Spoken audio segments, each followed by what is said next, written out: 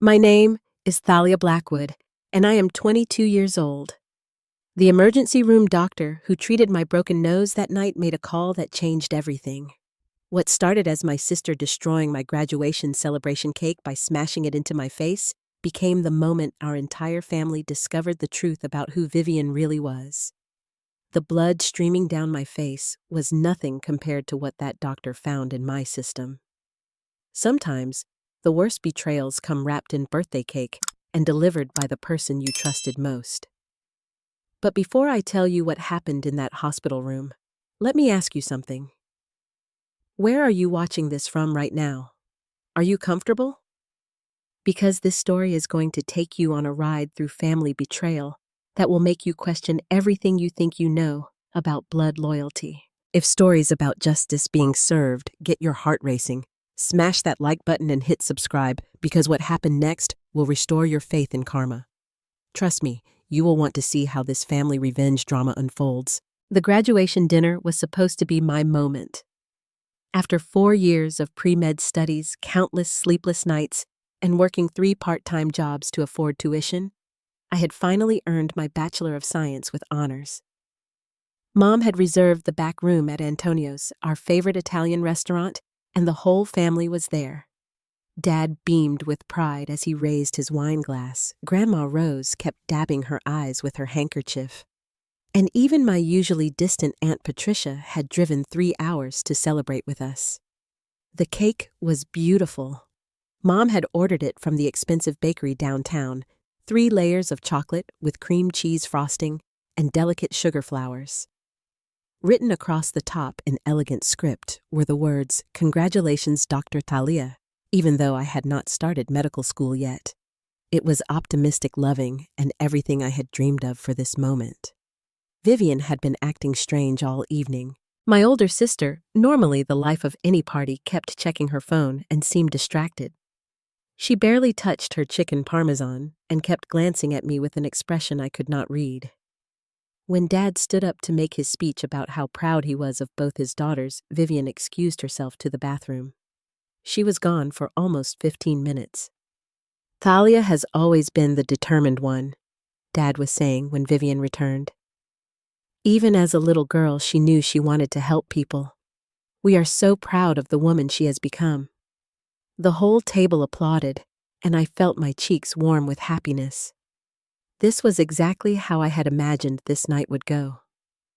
"Time for cake," Mom announced, reaching for the knife, but Vivian suddenly stood up her chair, scraping loudly against the floor. "Actually, let me do the honors," she said, her voice carrying a strange edge. After all, Thalia deserves something really special. Before anyone could react, Vivian grabbed the entire cake with both hands. The room seemed to move in slow motion as she lifted it high above her head. I saw the confusion on Mom's face, the alarm in Dad's eyes, and then Vivian brought the cake down with tremendous force directly into my face. The impact was devastating. The ceramic plate beneath the cake struck my nose with a sickening crack, and I felt something give way. Pain exploded across my face as frosting and cake filled my eyes, nose, and mouth. I could not breathe, could not see, could taste blood mixing with the sweet cream cheese frosting. Chaos erupted in the restaurant. Mom was screaming, Dad was shouting at Vivian, and I could hear chairs being knocked over as people rushed to help me. Through the ringing in my ears, I heard Vivian laughing. Not the shocked, nervous laughter of someone who had made a terrible mistake, but genuine, delighted laughter. "Oops," she said, and her voice was completely calm. "Guess you are not so perfect after all." The restaurant manager called an ambulance. As I sat there with blood streaming down my face and cake in my hair, trying to understand what had just happened. Vivian collected her purse and walked out. She did not apologize, did not explain, did not even look back. She just left me there, devastated and humiliated on what should have been one of the happiest nights of my life. The paramedics arrived quickly. They were professional and kind, carefully cleaning the cake and blood from my face to assess the damage. My nose was definitely broken, they confirmed, and I would need medical attention immediately. As they loaded me into the ambulance, I caught a glimpse of my family standing outside the restaurant. Mom was crying. Dad looked shell-shocked, and Grandma Rose was being supported by Aunt Patricia. At the emergency room, things moved quickly. The triage nurse took my information, and soon I was in an examination room with Dr. Martinez, a kind woman in her 50s, who reminded me of my favorite professor. She carefully examined my nose, ordered x-rays, and began the process of cleaning and treating my injuries. "This is quite a break," she said, gently studying the x-ray results. "But we can fix it. You might need to see a plastic surgeon eventually, but for now, let's get you stabilized." She began preparing to reset my nose when something made her pause. "Thalia, I need to ask you something," Dr. Martinez said, her tone becoming more serious. "Have you taken any medication today? Anything at all, even over-the-counter drugs or supplements?" I shook my head, confused by the question. "No, nothing. I had some wine with dinner, but that's all." Dr. Martinez frowned and called for a nurse. "I want to run a comprehensive tox screen," she told the nurse quietly, but I heard every word. "Something is not right here." "A tox screen?" I asked, panic beginning to rise in my chest. "What do you mean?" "Your pupils are dilated in a way that is not consistent with the trauma or the small amount of alcohol you consumed," Dr. Martinez explained carefully. "And there are some other signs that suggest you might have ingested something without knowing it. It is just a precaution, but I want to be thorough." The blood draw felt surreal. As I sat there with cotton packing in my nose and my face swelling, I tried to understand what Dr. Martinez was suggesting. Someone had drugged me. But who and when? The only thing I had consumed was the food and wine at dinner, all from shared plates and bottles that everyone else had eaten from too. Then I remembered the cake. Vivian insisting on handling the cake herself.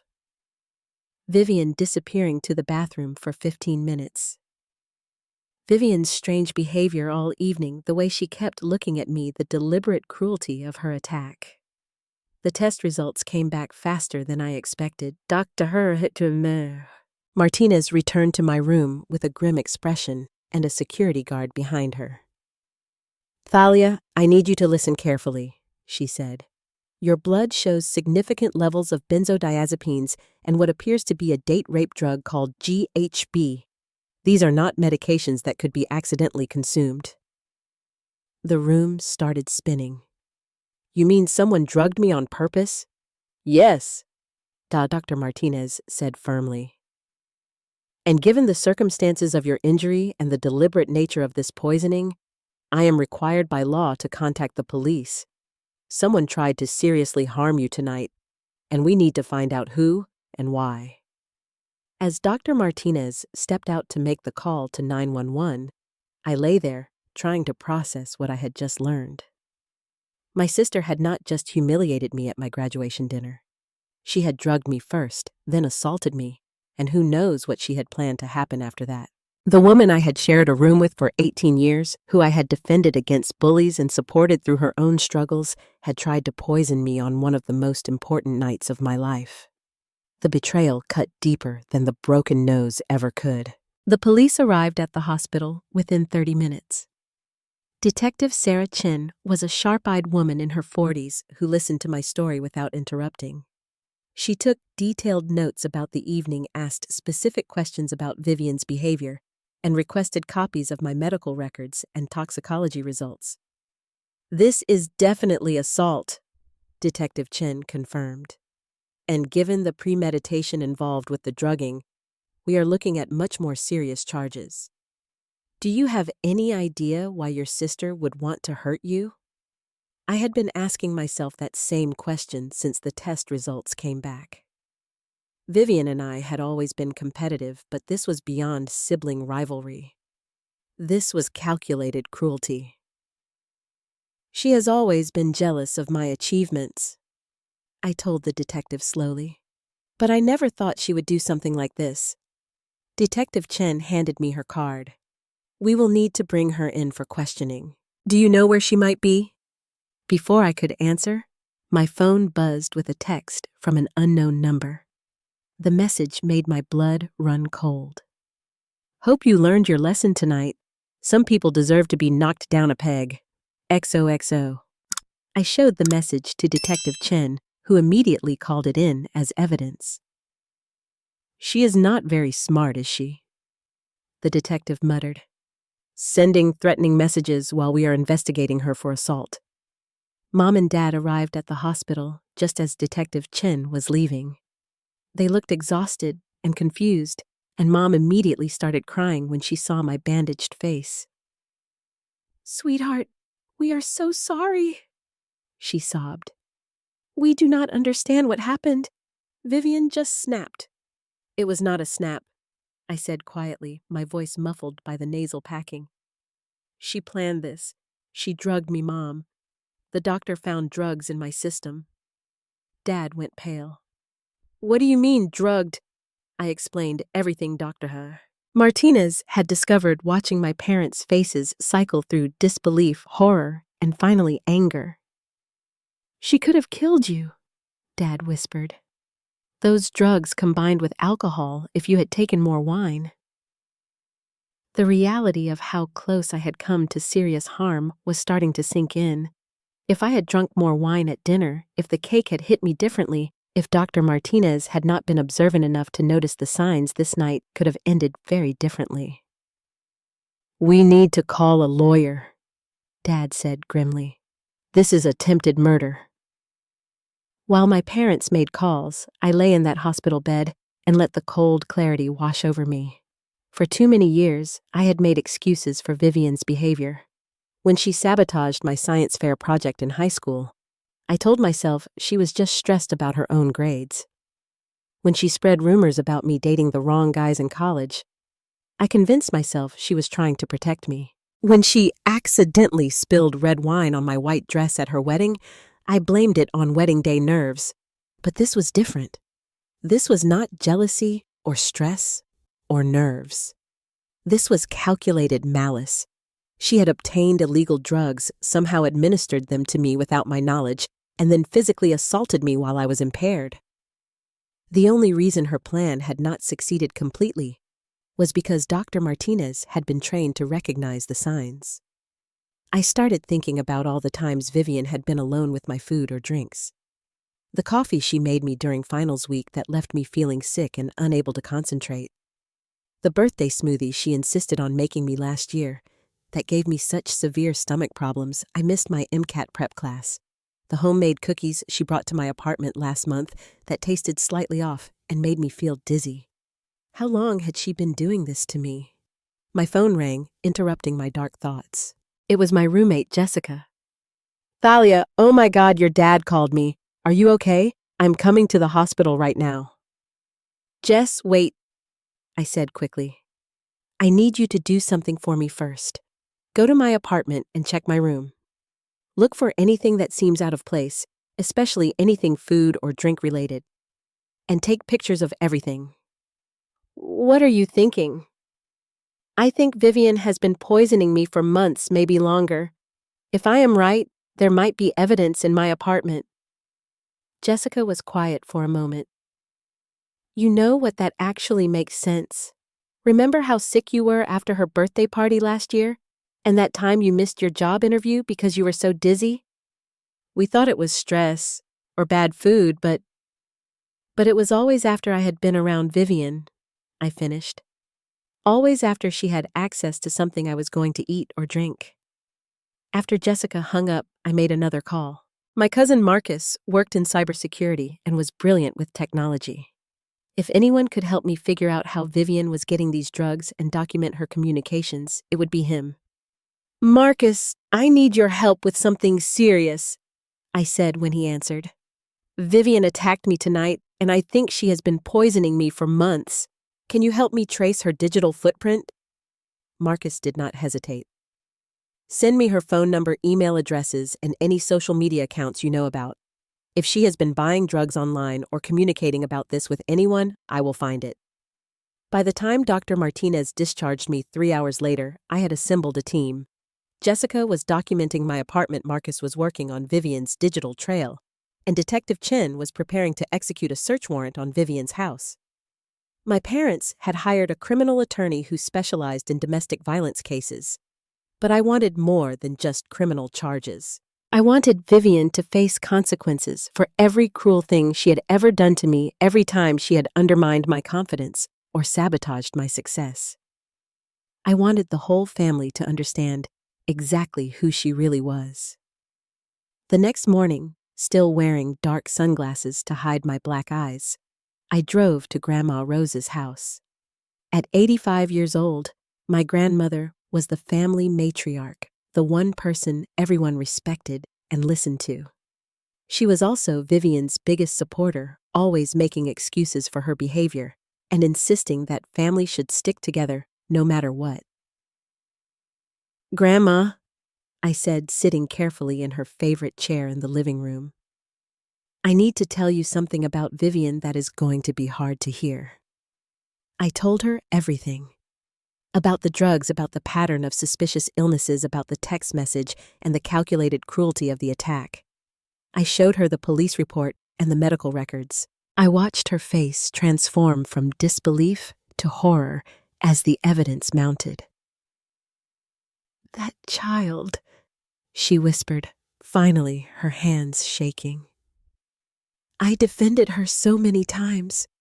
I told everyone she was just misunderstood, just struggling to find her way.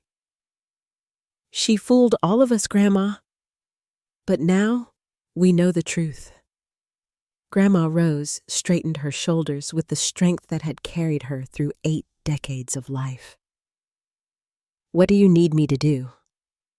And that was when I knew my plan was going to work. The search warrant was executed on Vivian's apartment 2 days after the hospital incident. Detective Chen called me that afternoon with news that made my stomach drop and my resolve strengthen simultaneously. "We found a pharmacy worth of controlled substances," she said grimly. "Rohypnol, GHB, benzodiazepines, and several other drugs that require prescriptions she definitely does not have. Plus, we discovered a journal where she documented every time she drugged you over the past 2 years." 2 years? I had to sit down as the detective continued reading from Vivian's own handwriting. Entry from March 15th gave to the special coffee before her MCAT practice test. She was so dizzy she could barely function. Maybe now she will realize she is not as smart as everyone thinks. Entry from June 3rd. Put 2 pills in her birthday smoothie. She spent the whole day throwing up instead of celebrating. Perfect. The methodical cruelty documented in those pages was breathtaking. Vivian had not been acting out of sudden jealousy or momentary anger. She had been systematically sabotaging my health and academic performance for 2 years, carefully timing her attacks to coincide with important events in my life. "There are 43 documented incidents," Detective Chen continued, "including detailed notes about how to obtain the drugs, how much to use, and what effects she was hoping to achieve. This is going to be a very strong case for attempted murder." But the journal entries revealed something even more disturbing. In her own words, Vivian had written about her plans for graduation night. "This time, I am going to make sure everyone sees what a failure she really is. After the drugs kick in, she will be stumbling and slurring like a drunk. When she falls down or acts stupid, everyone will think she cannot handle success. Then I will make her disappear from the dinner entirely. Maybe she needs to learn what it feels like to wake up somewhere scary with no memory of how she got there." Reading those words, I realized how close I had come to something far worse than a broken nose. Vivian had planned to humiliate me publicly, then remove me from the restaurant while I was incapacitated. The cake assault had been improvised when her original plan was not working fast enough. Marcus called me that evening with his findings from Vivian's digital footprint. What he had discovered painted an even darker picture of my sister's activities. "She has been active on dark web forums for almost 3 years," Marcus explained. She has been buying drugs but also selling information about you. Personal details, your schedule, even photos. There are people who have been paying her for updates about your life. The violation felt overwhelming. What kind of people? Mostly guys who seem obsessed with you from your high school and college. Remember that creepy dude Brad from your chemistry class who kept asking you out? He paid Vivian $500 for your work schedule and home address last year. And that professor who got fired for inappropriate behavior? He has been buying information about you through Vivian for months. I thought about all the times I had felt like I was being watched, all the unexpected encounters with people from my past, all the strange coincidences that now made perfect sense. Vivian had been selling me out to anyone willing to pay, putting me in danger for pocket change. There is more, Marcus continued. She has been catfishing guys using your photos and personal information. She created fake dating profiles pretending to be you, had inappropriate conversations with dozens of men, and gave out your real contact information. Some of these guys think they have been dating you for months. The scope of Vivian's betrayal was staggering. She had not just been poisoning my body. She had been destroying my reputation and putting me in physical danger by sharing my personal information with strangers. Jessica's investigation of my apartment had yielded more evidence. Hidden in my kitchen, she had found a small container disguised as a spice jar that contained white powder. I had it tested, she told me. It is pure GHB. She must have been adding it to your food whenever she visited. All of this evidence was building a case that went far beyond simple assault. Vivian was facing charges for drug trafficking, identity theft, stalking, attempted murder, and conspiracy to commit kidnapping. The district attorney was treating this as a serious organized crime case, but the legal consequences were only part of what I wanted. I wanted my family to understand exactly who Vivian was and what she had been doing to me. I wanted everyone who had ever made excuses for her behavior to see the documented proof of her malice. Grandma Rose helped me organize a family meeting at her house. She contacted every relative within driving distance and told them it was urgent family business. Aunt Patricia came with her 3 kids, Uncle Robert drove up from Florida with his wife, and even distant cousins who we rarely saw showed up when Grandma Rose called. The living room was packed when I stood up to address everyone. My face was still bruised, and my nose was in a splint, visible proof of what had happened. I had prepared carefully for this moment, organizing all the evidence in a way that would be impossible to dismiss or explain away. I know you are all wondering what happened at my graduation dinner, I began, and I know some of you think this was just a family argument that got out of hand.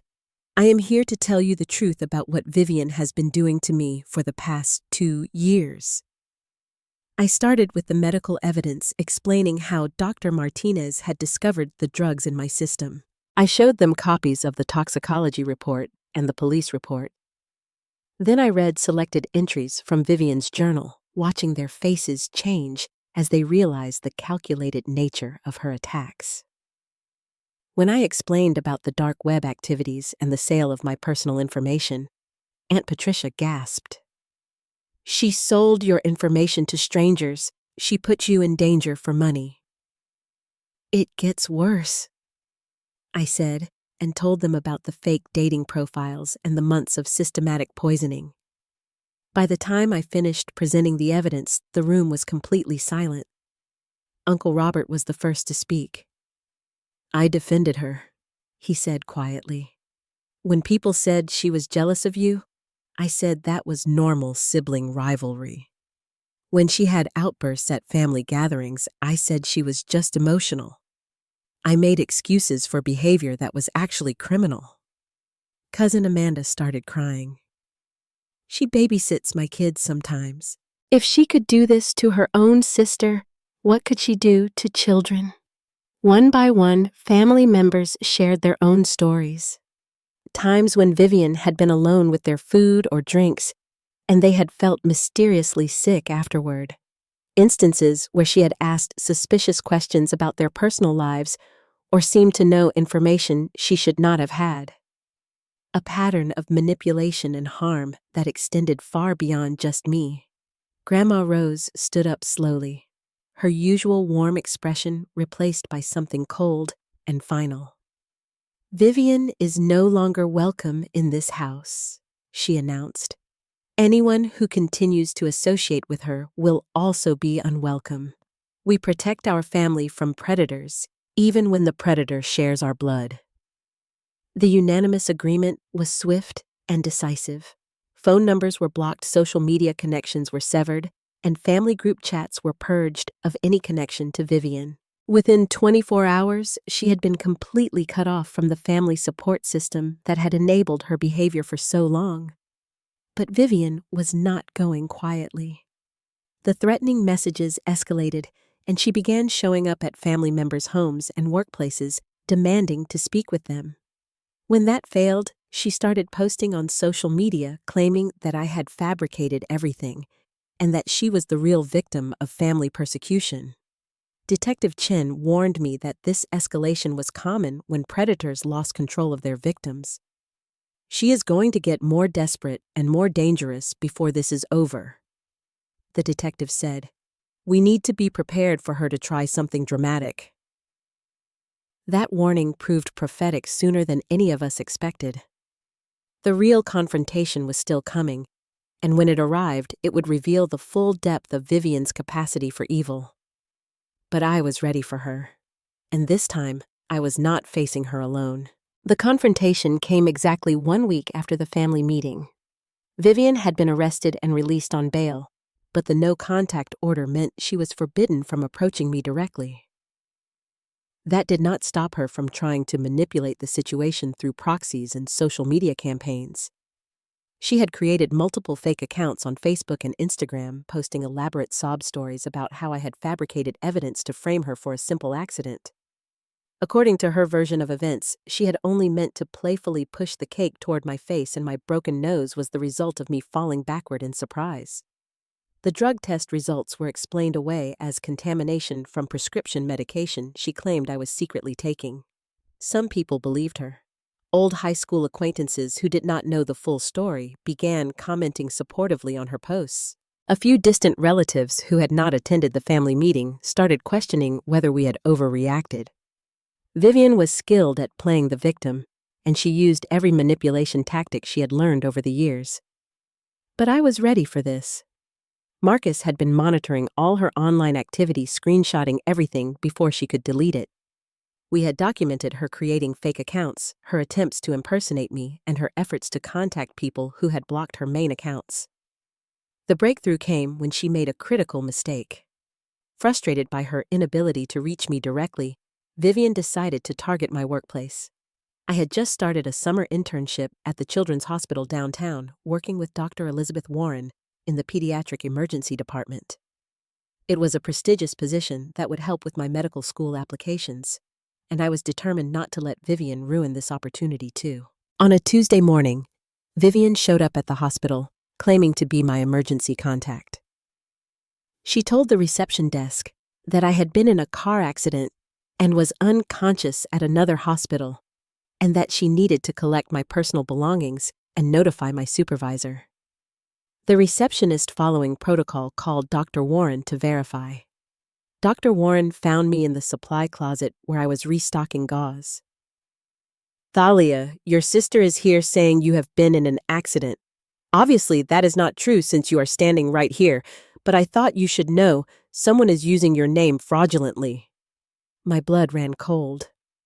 "She is not supposed to be anywhere near me. There is a restraining order." Dr. Warren's expression shifted from confusion to concern. "Should I call security?" "Call the police," I said quickly. "And please, whatever you do, do not let her access any of my information or belongings." Within minutes, hospital security had detained Vivian in the lobby while we waited for the police to arrive. But instead of leaving quietly when confronted, she doubled down on her story and began making a scene. She claimed that I was mentally unstable, that I had been forging documents and manipulating family members, and that she was trying to protect everyone from my dangerous behavior. The performance was elaborate and convincing to anyone who did not know the truth. Vivian cried hysterically, begged security to let her see me, and claimed that our parents had sent her to check on my well-being because they were worried about my mental state. But she had made one crucial error. Hospital security cameras had recorded everything, including her initial conversation with the receptionist where she clearly stated that I was unconscious in another hospital. When Detective Chen arrived and reviewed the footage, Vivian's lies were exposed in real time. This is a violation of the restraining order, filing a false police report, and attempted identity theft, Detective Chen explained to the hospital administrators. Plus, if she had succeeded in accessing any of Talia's employment records, it would have been another felony. Watching Vivian get handcuffed in the hospital lobby was surreal. Even as the police read her rights, she continued her performance, screaming that this was all a misunderstanding and that I had turned the family against her with lies. Several patients and visitors stopped to stare at the commotion. "You have ruined my life," she screamed at me as the officers led her toward the exit. "Everything was fine until you decided to play victim. I should have used more pills." That final statement, captured clearly on multiple security cameras and witnessed by dozens of people, was the confession that sealed her fate. In her rage, Vivian had publicly admitted to drugging me intentionally. The district attorney now had everything needed to pursue the most serious charges. Dr. Warren was incredibly supportive throughout the incident. After giving her statement to the police, she sat down with me privately to discuss what had happened. "I have seen domestic violence cases before," she said gently. "What your sister did to you shows a level of premeditation and cruelty that is extremely dangerous. You were right to press charges and get your family involved." The validation from a medical professional meant everything to me. For so long, I had questioned whether I was overreacting or being too harsh on Vivian. Dr. Warren helped me understand that systematic poisoning was a serious crime that could have resulted in permanent damage or death. The fact that she escalated to public confrontation shows that she is losing control. Dr. Warren continued. People like this often become most dangerous when their usual manipulation tactics stop working. You need to be very careful until she is sentenced. That afternoon, Marcus called with news that changed everything. "She made another mistake," he said excitedly. "After she was arrested at the hospital, she called someone from jail. Jail calls are recorded, and she basically confessed to everything." The jailhouse phone call was devastating to Vivian's case. Speaking to someone she thought was a sympathetic friend, she had laid out her entire plan in detail. She admitted to drugging me repeatedly, explained how she had obtained the illegal substances, and revealed that the graduation dinner attack had been planned weeks in advance. Most damning of all, she expressed no remorse. "She deserved everything that happened to her," Vivian said on the recorded call. "Miss Perfect Little Princess needed to learn that she is not better than me. I just wish the pills had worked faster so I could have gotten her out of there before anyone noticed." The call also revealed her plans for what would have happened if the original scheme had worked. "I was going to dump her in that abandoned parking lot behind the warehouse district," she said casually. "Let her wake up there with no memory of how she got there. Maybe some homeless guy would have found her first." Listening to that recording with Detective Chen and the prosecutor was one of the most chilling experiences of my life. The woman who had shared a bedroom with me for 18 years had been planning to leave me unconscious and vulnerable in one of the most dangerous parts of the city. "She is going away for a very long time," the prosecutor assured me. "With this evidence, we are looking at attempted murder, kidnapping, conspiracy drug trafficking, and multiple counts of assault. She will not be in a position to hurt you or anyone else for many years." But the legal victory, satisfying as it was, could not undo the years of systematic abuse or erase the knowledge of how close I had come to serious harm. The real healing was going to take much longer than any court case. Vivian's plea hearing was scheduled for 3 weeks after her arrest at the hospital. Her public defender had tried to negotiate a reduced sentence, but the mountain of evidence made any deal impossible. The prosecutor was demanding the maximum sentence on all counts, and with the jailhouse confession, Vivian had no choice but to plead guilty. The days leading up to the hearing brought unexpected revelations about just how extensive her criminal activity had been. Detective Chen called me with updates that kept getting worse. The investigation into Vivian's digital footprint had uncovered additional victims, people who had been drugged or manipulated by her over the years. We found communications with at least 12 other people who reported suspicious incidents after spending time with your sister, Detective Chen explained. College roommates who got mysteriously sick before important exams, coworkers who missed job interviews due to sudden illness, even a few ex-boyfriends who now realized they were drugged during breakup conversations. The pattern was always the same. Vivian would identify someone who had something she wanted or someone who had achieved something she envied. Then she would find a way to sabotage them through drugs or manipulation. I had just been her longest-running and most systematically targeted victim. One of the other victims reached out to me directly. Sarah Martinez had been Vivian's college roommate for 2 years and had always wondered about a series of incidents that had derailed her academic career. I was pre-law and had a perfect GPA until senior year, Sarah told me over coffee. Then I started having these episodes where I would be completely disoriented and sick always right before major exams or interviews. I ended up graduating with a much lower GPA and never got into law school. Sarah had kept detailed records of her symptoms, thinking they might be related to a medical condition. When Detective Chen showed her Vivian's journal entries, the timeline matched perfectly. Vivian had been dosing her roommate with drugs for 2 years, systematically destroying her academic performance. She used to make me special study snacks, Sarah said bitterly. Said she wanted to help me succeed. I thought she was being supportive, but she was actually sabotaging everything I worked for. The courthouse on the day of Vivian's hearing was packed with victims and their families. Sarah was there along with 3 other college acquaintances who had similar stories. Several family members attended to show support for the prosecution.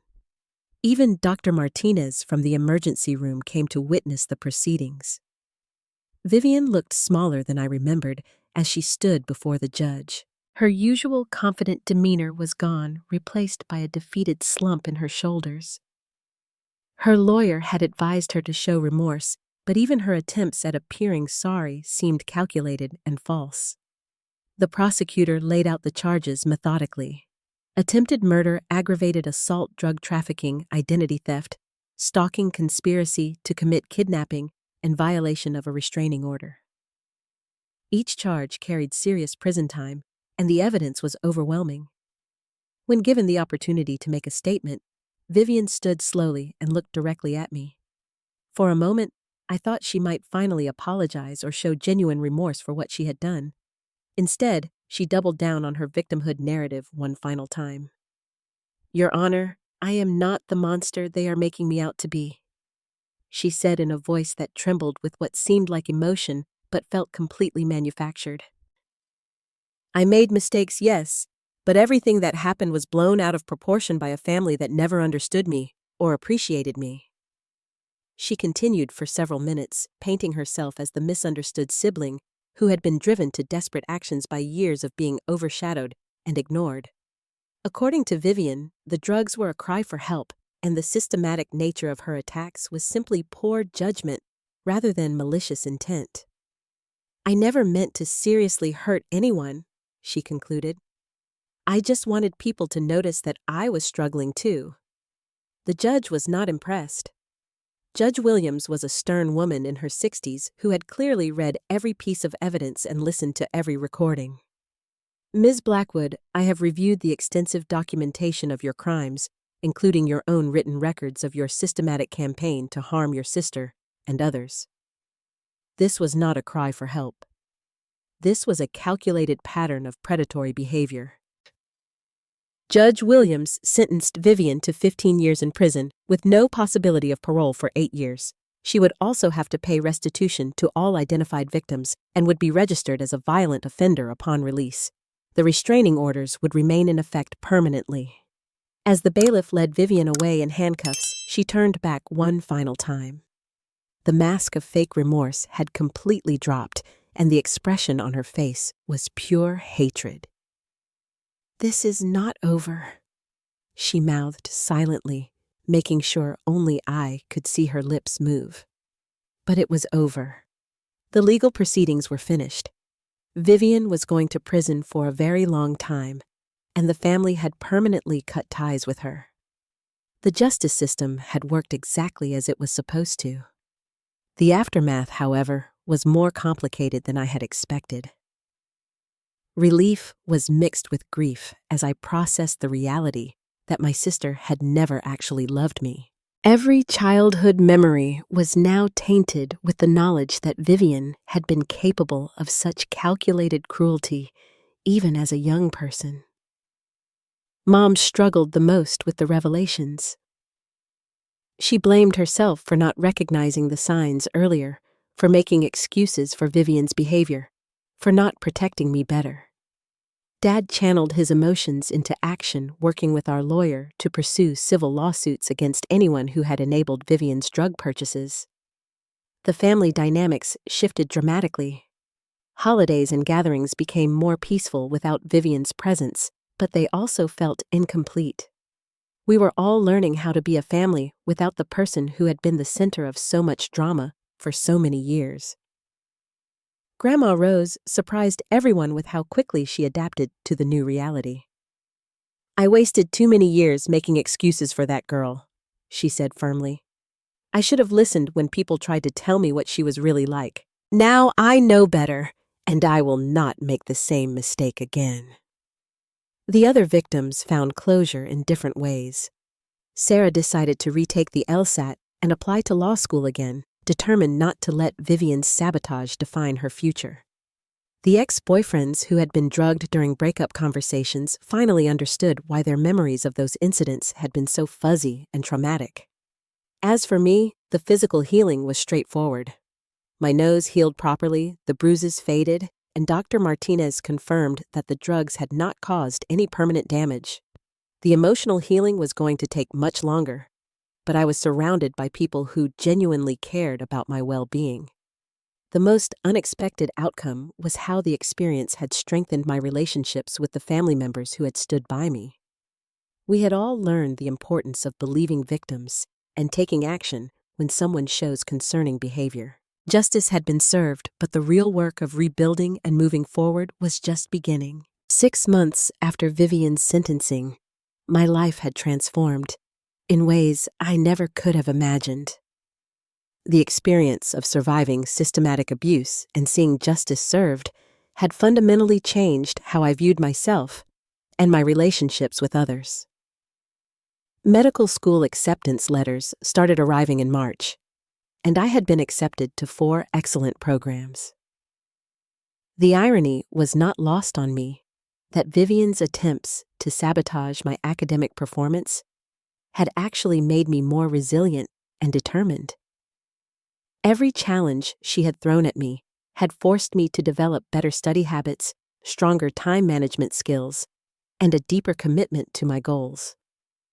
Dr. Warren had written one of my recommendation letters describing my grace under pressure and my commitment to patient care even while dealing with personal trauma. Thalia has shown remarkable strength and professionalism during extremely difficult circumstances, she wrote. She has the character and resilience that will make her an excellent physician. I chose to attend the state medical school partly for financial reasons, but mostly because they had an excellent program in emergency medicine. My experience with Dr. Martinez had shown me how important it was to have healthcare providers who could recognize signs of poisoning and abuse. I wanted to be the kind of doctor who might save someone else the way Dr. Martinez had saved me. The family had grown closer in unexpected ways. Without Vivian's constant drama and manipulation, we were able to have genuine conversations and build authentic relationships with each other. Mom started seeing a therapist to work through her guilt about not recognizing the signs earlier, and it had helped her become more emotionally available to everyone else. Dad channeled his protective instincts into advocacy work, joining a nonprofit organization that helped families navigate the legal system when dealing with domestic violence cases. "I should have protected you better," he told me one evening. "But at least I can help other families learn from our mistakes." Grandma Rose became one of my closest confidants. At 85, she had developed a zero-tolerance policy for manipulation and toxic behavior that was both inspiring and amusing. "Life is too short to waste time on people who do not genuinely care about your well-being," she would say. "Blood relations do not excuse cruel behavior." The relationship with the other victims had evolved into something like a support group. Sarah and I stayed in touch regularly, celebrating each other's successes and providing encouragement during difficult moments. She had indeed retaken the LSAT, scored in the 95th percentile, and been accepted to 3 law schools. "Vivian tried to destroy my future," Sarah said, "but instead she just delayed it and made me more determined." Marcus had parlayed his investigative work on Vivian's case into a consulting business helping other families document digital evidence of abuse. The skills he developed tracking my sister's online activities had proven valuable for other victims trying to build cases against their abusers. Jessica remained my closest friend, but our relationship had deepened through the shared experience of uncovering the truth about Vivian. "I feel terrible that I did not realize what was happening," she confessed months later. "All those times you were sick after spending time with her, I just thought you had bad luck with food poisoning." She was very good at making it look accidental, I assured her. That was the whole point of her method. The legal victories had continued beyond Vivian's criminal case. Our civil lawsuit against her had resulted in a judgment that would require her to pay damages to all identified victims. While she would likely never have enough money to fully compensate everyone, the principle mattered. More importantly, we had filed complaints with medical boards and law enforcement agencies about the healthcare providers who had illegally prescribed or sold controlled substances to Vivian. 3 doctors lost their licenses and 2 pharmacists faced criminal charges. The investigation had uncovered a broader network of prescription drug trafficking that authorities were still dismantling. Detective Chen kept me updated on Vivian's status in prison. "She has not adapted well to incarceration," the detective reported. "Multiple infractions for trying to manipulate other inmates and attempting to access communications she is not authorized to use. The prison staff is keeping a close eye on her." Apparently, Vivian's manipulation tactics that had worked so well in the outside world were not effective in an environment where everyone was already suspicious and guarded. Her attempts to recruit allies and create drama had backfired repeatedly, earning her a reputation as a troublemaker among both inmates and guards. "The good news is that she will likely serve her full sentence without early release," Detective Chen added. "Her behavior in prison has eliminated any chance of reduced time for good conduct." I had mixed feelings about Vivian's struggles in prison. Part of me felt satisfied that she was finally facing consequences for her actions, but another part of me just felt sad about the waste of potential. If she had channeled her intelligence and energy into positive pursuits instead of systematic cruelty, she could have built a successful life. The anniversary of my graduation dinner approached with a mixture of dread and determination. I decided to celebrate by organizing a dinner for all the people who had supported me through the ordeal.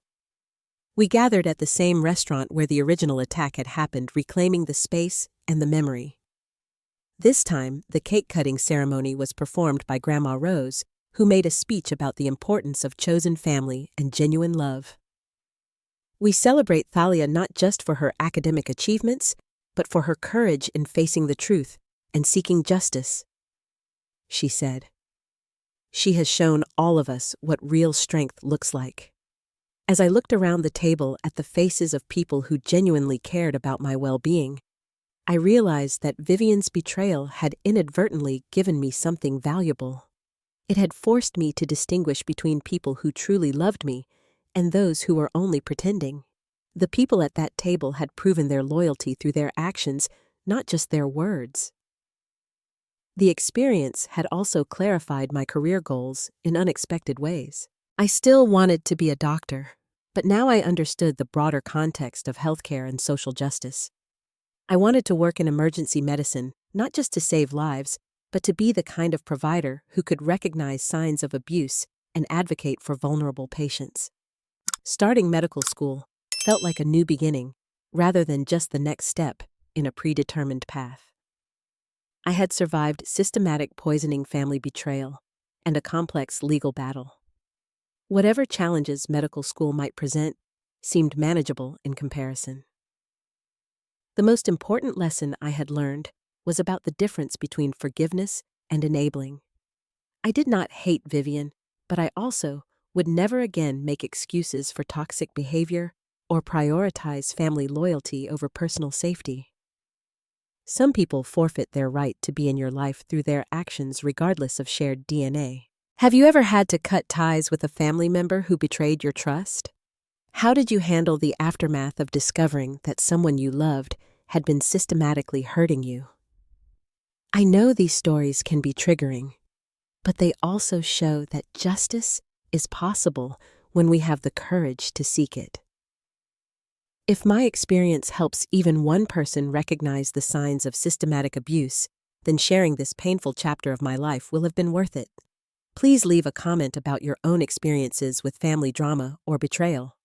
Sometimes we need to hear that others have survived similar situations. If this story resonated with you, please hit the like button and subscribe for more real-life stories about overcoming family toxicity. Share this video with anyone who might need to hear that they deserve better treatment from their loved ones. Thank you for listening to my story and for supporting survivors of family abuse. Remember that you deserve relationships built on genuine love and respect, not manipulation and control. Sometimes the family we choose is healthier than the family we were born into, and that choice can save your life.